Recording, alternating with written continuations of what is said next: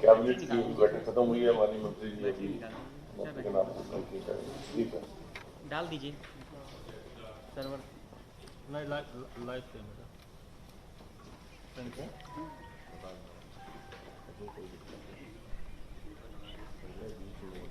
एक मिनट के लिए हेलो बैटिंग डाल दीजिए। माननीय मुख्यमंत्री जी की हेलो अध्यक्षता में मंत्रिपरिषद के द्वारा ये कैबिनेट की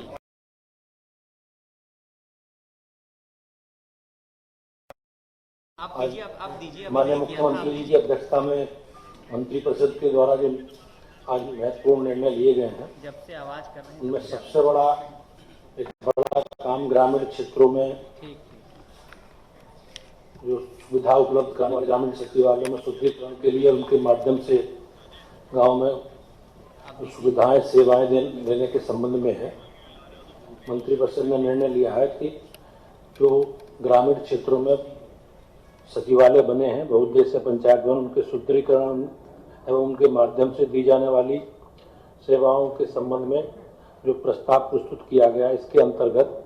सेंटर फॉर ई गवर्नेंस, सूचना प्रौद्योगिकी एवं इलेक्ट्रॉनिक विभाग के द्वारा चयनित जिला सेवा प्रदाता के माध्यम से ग्राम पंचायतों में कार्यरत पंचायत सहायक जनसेवा केंद्र के संचालक के रूप में अधिकृत होंगे। साथ ही जनसेवा केंद्र ई डिस्ट्रिक्ट पोर्टल के माध्यम से दी जाने वाली समस्त सेवाएं 14 उन सेवाओं को सम्मिलित करते हुए जो वर्तमान में ई डिस्ट्रिक्ट पोर्टल पर उपलब्ध नहीं है, परंतु कालांतर में आईटी एवं इलेक्ट्रॉनिक विभाग के द्वारा उपलब्ध कराई जाएंगी। इस व्यवस्था में नेट यूजर चार्जेस लेकर सेवाएं दी जाएंगी। जनसेवा केंद्र संचालक को प्राप्त होने वाला यूजर चार्जेस ग्राम सभा के यानी कि ग्राम निधि के खाते में जाएगा और ग्राम सभा की इससे आय बढ़ेगी।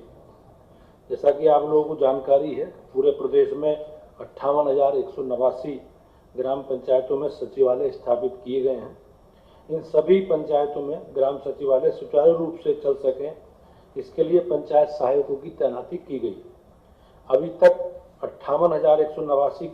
ग्राम पंचायतों में से 56,366 पंचायत सहायकों को चयनित कर उन्हें प्रशिक्षित कर कार्य में लगाया जा चुका है। ग्राम सचिवालय ग्रामीण जनता की रोजमर्रा की सभी आवश्यकताओं को पूरा कर सकें, इसके लिए आवश्यक है। प्रदेश सरकार द्वारा ग्राम सचिवालयों को कंप्यूटर एवं इंटरनेट कनेक्टिविटी उपलब्ध कराई जा रही है। ग्रामीण जन को आवश्यक अभिलेख प्रमाण पत्र सचिवालय में पंचायत सहायक के माध्यम से प्राप्त हो, इसकी व्यवस्था बनाई जा रही है। इसके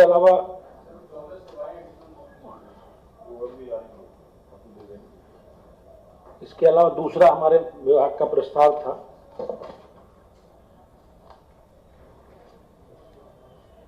अपर पंचायती राज अधिकारी के पदों को वर्गीकृत करते हुए नए पद नाम से अपर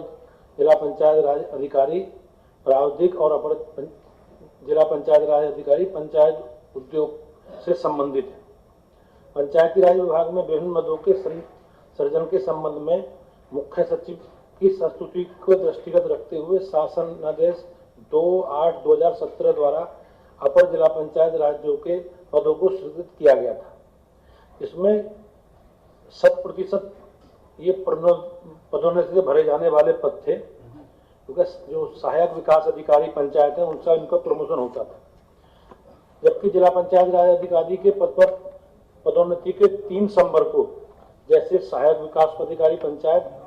पंचायत निरीक्षक उद्योग एवं सहायक जिला पंचायत राज अधिकारी टेक्निकल से की जाती है, इन सभी के वेतनमान अलग अलग थे। अतः इस बार जिला पंचायत राज अधिकारी के पदोन्नति के विषय में एकरूपता लाए जाने के लिए उन तीनों संवर्गों में से एक समान वेतन का पद सृजित किया जाना अनिवार्य है। इसी क्रम में शासनादेश 2/8/2017 के द्वारा अपर जिला पंचायत राज अधिकारी का जो ग्रेड पे है उसे संशोधित करते हुए नए 3 पद नामों को नियमानुसार किया जाना है। अब हमने जो प्रमोशन करके अपर जिला पंचायत राज अधिकारी का बना उसमें वर्गीकृत किया है। अपर जिला पंचायत राज अधिकारी के 63 पद हैं।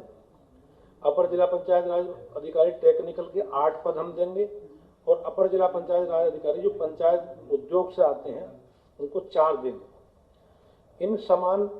पंचायत राज अधिकारियों के पदोन्नति हेतु समान पात्रता एकरूपता आएगी और इस विषय में जो कोर्ट से संबंधित, क्योंकि पे ग्रेड अलग अलग था,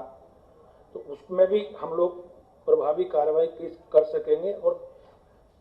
इस विषय में शासनादेश निर्गत होने के पश्चात तदनुसार जिला पंचायत राज अधिकारी की नियमावली में यथा आवश्यक संशोधन तथा अपर जिला पंचायत राज अधिकारी की नियमावली बनाने की कार्रवाई सरकार करेगी।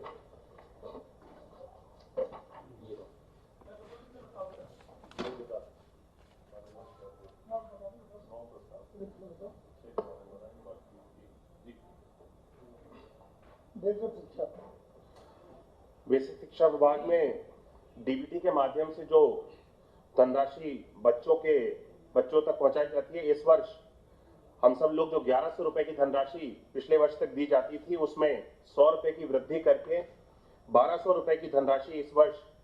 बच्चों के खाते तक पहुंचाने का प्रस्ताव रखा गया था, जिसके अंतर्गत बच्चों को uniform, 2 uniform, 1 sweater, 1 school bag, 1 जूता, 1 पेयर जूते और 2 जोड़ी मोजे, स्टेशनरी के अंतर्गत जो बढ़ाया गया इस बार 4 कॉपियां, 2 पेंसिल, 2 पेन, 2 कटर और 2 रबड़ की व्यवस्था बेसिक शिक्षा विभाग के अंतर्गत बनाई गई। और इस वर्ष, पिछली वर्ष 1,56,28,171 छात्रों को डीबीटी के माध्यम से पैसा पहुंचाया गया था और इस वर्ष हम लोगों ने 2 करोड़ का लक्ष्य लिया है और 1,91,00,000 हमारे छात्र अभी तक नामांकित हो चुके हैं। और पिछली वर्ष जो व्यवस्था थी वो अभिभावकों के आधार को वेरीफाई किया गया था, उनके खातों में पैसों को पहुंचाया गया था। इस वर्ष हम सब लोगों ने छात्रों को भी उनके आधार के संग वेरिफिकेशन, छात्रों का भी आधार बनवा करके इस बार इस प्रक्रिया को अपनाया गया और इस वर्ष 2,225.60 करोड़ रुपए की धनराशि डीबीटी के माध्यम से छात्रों तक पहुंचाने की व्यवस्था बनाई गई। 2,225.60 करोड़ रुपए की धनराशि डीबीटी के माध्यम से छात्रों के खातों तक पहुंचाई जाएगी।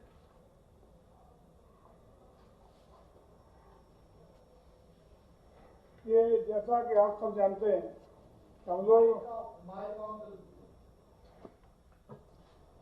जैसा कि आप हमारे सबके संज्ञान में कि हम लोग पूरे देश में आज़ादी का अमृत महोत्सव कार्यक्रम बहुत ही धूमधाम से व्यापक तरीके से मनाने का काम कर रहे हैं। उत्तर प्रदेश में लगभग 4.5 करोड़ झंडों का हर घर तिरंगा कार्यक्रम के अंतर्गत फहराने का लक्ष्य हम लोगों ने तय किया है। उसमें से माननीय मंत्रि परिषद ने आज आज़ादी का अमृत महोत्सव के अंतर्गत हर घर तिरंगा कार्यक्रम के लिए 2 करोड़ झंडा MSME के माध्यम से क्रय किए जाने के लिए धनराशि की व्यवस्था के विषयक पंचायती राज विभाग और नगर विकास विभाग से प्रस्ताव का अनुमोदन करने का काम किया है। पंचायती राज विभाग के तहत आज़ादी के इस अमृत महोत्सव के अंतर्गत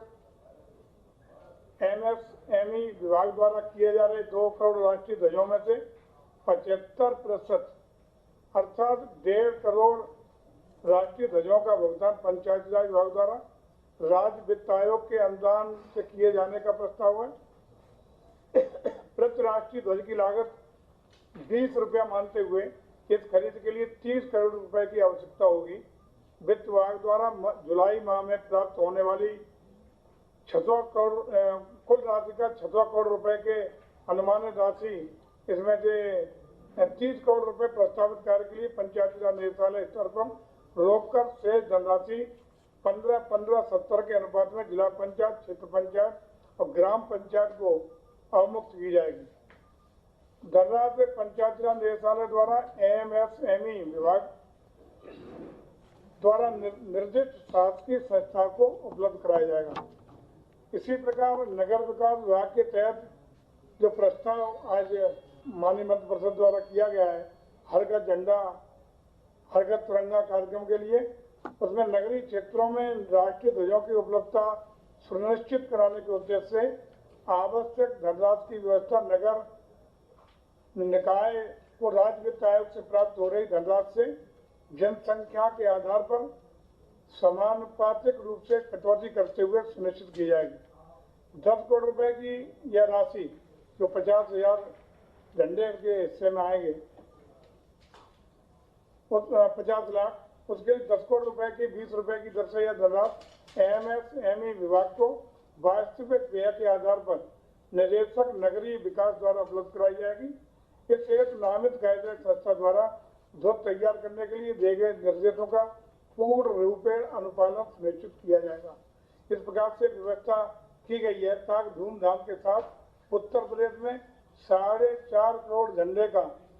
जो लक्ष्य हम लोगों ने हर घर झंडा फहराने का तय किया है, उसको पहुंचा करके इस जन आंदोलन के रूप में उत्तर प्रदेश में आजादी के महोत्सव को मनाने का हम लोग कार्य पूरा कर सके, ये व्यवस्था सुनिश्चित की गई है।